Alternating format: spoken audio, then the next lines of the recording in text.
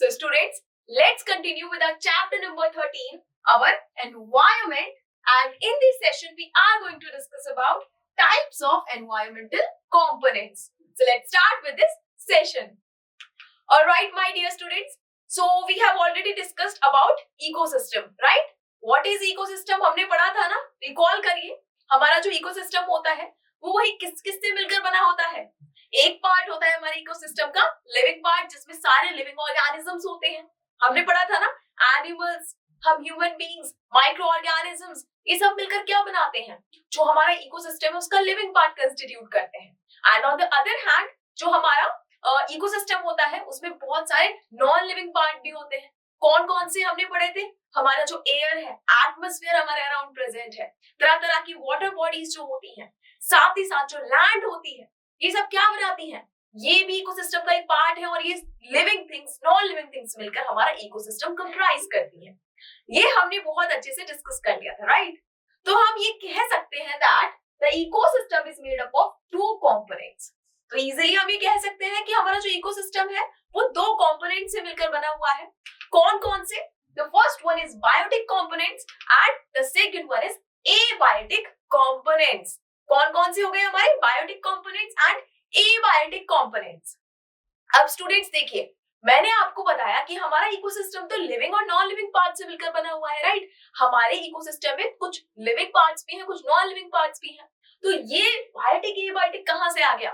तो ये देखिए, ये जो बायोटिक कंपोनेंट्स होते हैं ना, ये एक्चुअली हमारे लिविंग कंपोनेंट्स ही होते हैं, राइट? बायोटिक कंपोनेंट्स ऐसे कंपोनेंट्स जो कि कौन होते हैं? लिविंग होते हैं. So the living organisms within the ecosystem are the biotic components, right? जैसे कौन कौन हो गए, मैंने आपको अभी बताया था, एनिमल्स, ह्यूमन बीइंग्स, तरह तरह की जो फिशेस होती हैं, इंसेक्ट्स, माइक्रो ऑर्गेनिजम्स, ये छोटे छोटे लिविंग ऑर्गेनिजम्स, राइट? साथ ही साथ प्लांट्स भी हमारे इकोसिस्टम के बायोटिक कंपोनेंट्स होते हैं. प्लांट्स भी क्या होते हैं? बायोटिक कंपोनेंट्स होते हैं हमारे इकोसिस्टम में, राइट? और जब बात आती है एबायोटिक कंपोनेंट्स की, तो ये कौन से कंपोनेंट्स होते हैं स्टूडेंट्स? Non living components. कौन से? Non living components. जैसे कि physical factors like temperature, rainfall, wind, soil and minerals, ये सब क्या है? हमारे एबायोटिक कंपोनेंट्स होते हैं. समझ आ गया आपको? तो हमारे इकोसिस्टम भाई दो तरह के कंपोनेंट से मिलकर बना होता है, biotic components and abiotic components, right? Now example of ecosystem.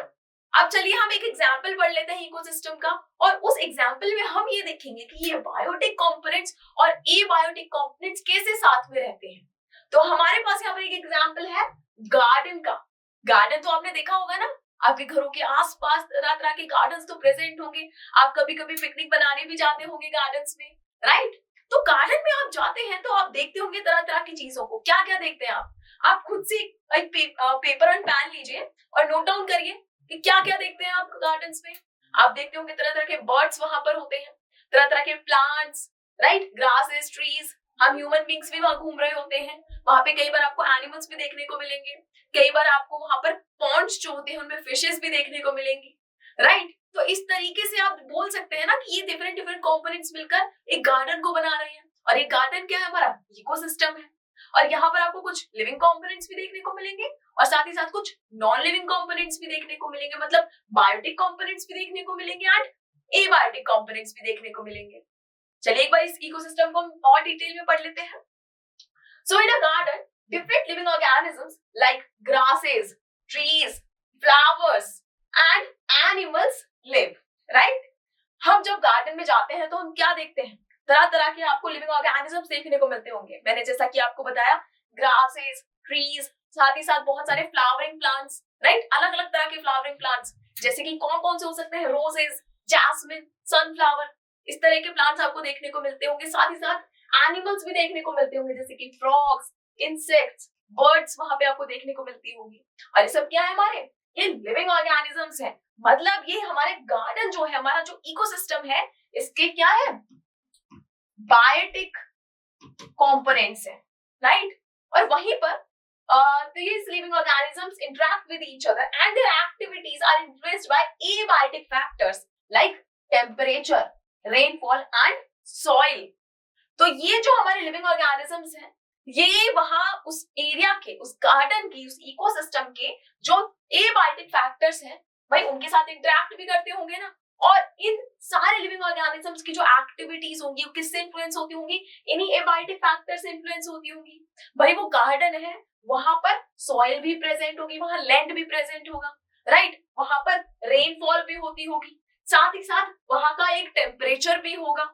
और इन सारे एबायोटिक फैक्टर्स से कौन इन्फ्लुएंस होता है, हमारे बायोटिक फैक्टर्स इन्फ्लुएंस होते हैं, उनकी लाइव्स, उनकी एक्टिविटीज इन्फ्लुएंस होती हैं, राइट। तो ये दोनों साथ में क्या करते हैं, साथ में मिलकर इंटरेक्ट करते हैं और एक बैलेंस को बनाए रखते हैं। हमारे गार्डन में हमारे इकोसिस्टम एक बैलेंस को बनाए रखते हैं, राइट। ये देखिए जितने भी आपने फैक्टर्स पढ़े ये सारे क्या है, ये सारे हमारे एबायोटिक फैक्टर्स हैं, राइट। क्या है, हमारे एबायोटिक फैक्टर्स हैं। तो यहाँ पर आपको समझ आ गया difference between biotic factors and abiotic factors. चलिए एक बार से फिर से रिवाइज कर लेते हैं। So biotic factors are the living components, right. ये जो बायोटिक कंपोनेंट्स है ये क्या है, हमारे लिविंग कंपोनेंट्स होते हैं। वहीं पर abiotic components are the non living components of an ecosystem, right. तो ये डिफरेंस आपको क्लियर है। सो स्टूडेंट्स इस सेशन में हम एबायोटिक फैक्टर्स जो है उन्हें और भी अच्छे से डिटेल में डिस्कस करने वाले हैं और उसके बाद नेक्स्ट सेशन में हम हमारे बायोटिक कंपोनेंट्स को अच्छे से डिस्कस करेंगे। तो चलिए स्टार्ट करते हैं एबायोटिक कंपोनेंट्स ऑफ इकोसिस्टम से। तो अभी जैसा कि मैंने आपको बताया एबायोटिक कंपोनेंट्स हमारे नॉन लिविंग कंपोनेंट्स हो गए, right, non living components. So abiotic components are non-living components of an ecosystem and it consists of physical environment and climatic factors. तो हमारे abiotic जो factors होते हैं वो non-living components होते हैं और वही किससे बने हुए होते हैं, एक तो physical environment से और climatic factors से, right? तो चलिए इन दोनों को one by one हम डिस्कस करते हैं।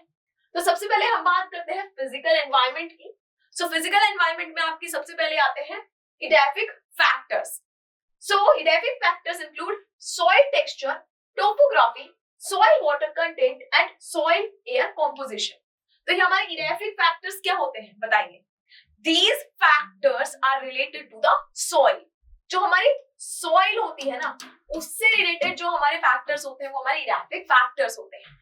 जैसे कि सॉइल का टेक्सचर कैसा है, सॉइल में मॉइस्चर कंटेंट कैसा है, सॉइल के अंदर एयर कंपोजिशन कैसी है, लाइक सॉइल में एयर जाती है या नहीं जाती, एयर में कितने ज्यादा आपको एयर के पोर्स दिखाई देते हैं।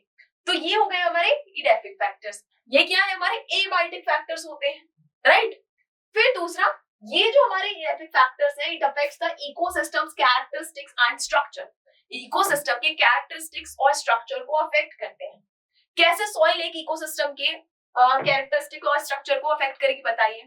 सॉइल के बेसिस पे ही सब कुछ होता है। अगर आपकी सॉइल कैसी है, बहुत ही ज्यादा क्लेई सॉइल है, तो ये जो क्लेई सॉइल है ना ये मोस्टली आपको गार्डन्स में देखने को मिलेगी। वहीं पर अगर ये सॉइल कैसी है जो डेजर्ट्स में पाई जाती है, बहुत ड्राई सॉइल है, राइट, बहुत ज्यादा ड्राई सॉइल है, तो वो बहुत ज्यादा कैसी होती है, अनफर्टाइल होती है।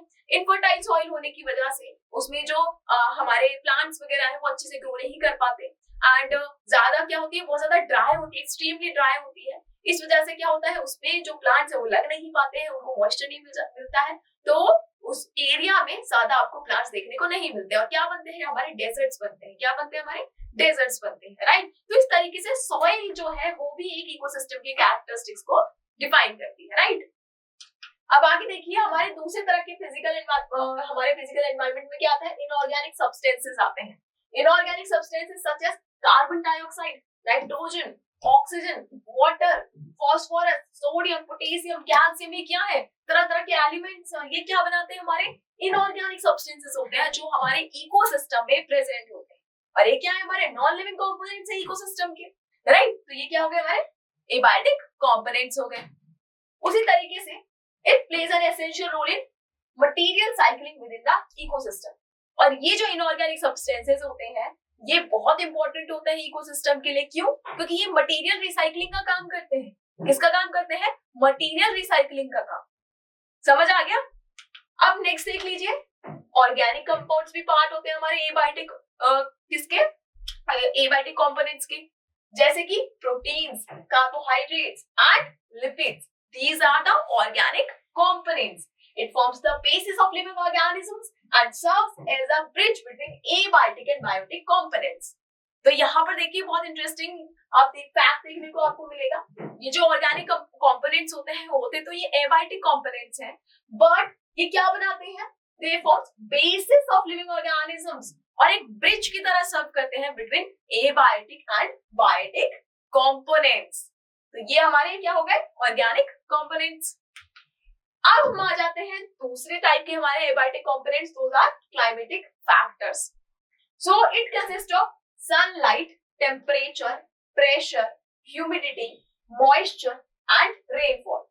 तो हमारे जो क्लाइमेट से रिलेटेड जितने भी कंपोनेंट्स हैं वो हमारे क्लाइमेटिक फैक्टर्स में आ जाते हैं, जैसे कि हमारा sunlight, temperature, pressure, humidity, moisture, rainfall, ये सब क्या है? हमारे क्लाइमेटिक फैक्टर्स हैं, right? And it affects the distribution and interactions of organisms within the ecosystem.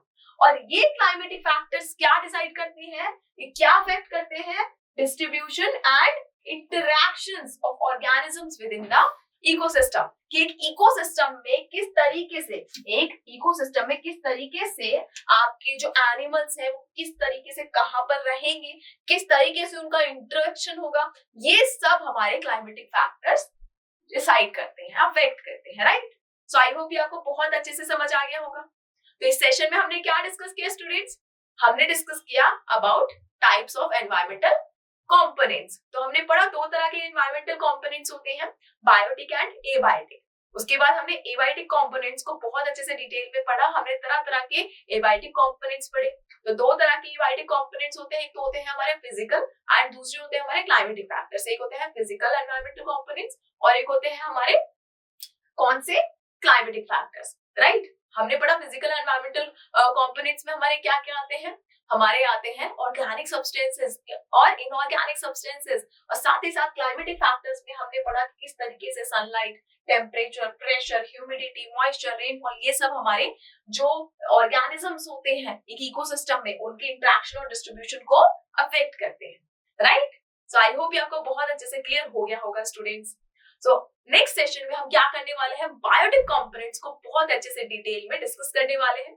सो तब तक के लिए stay tuned with Vidya mind. Thank you very much.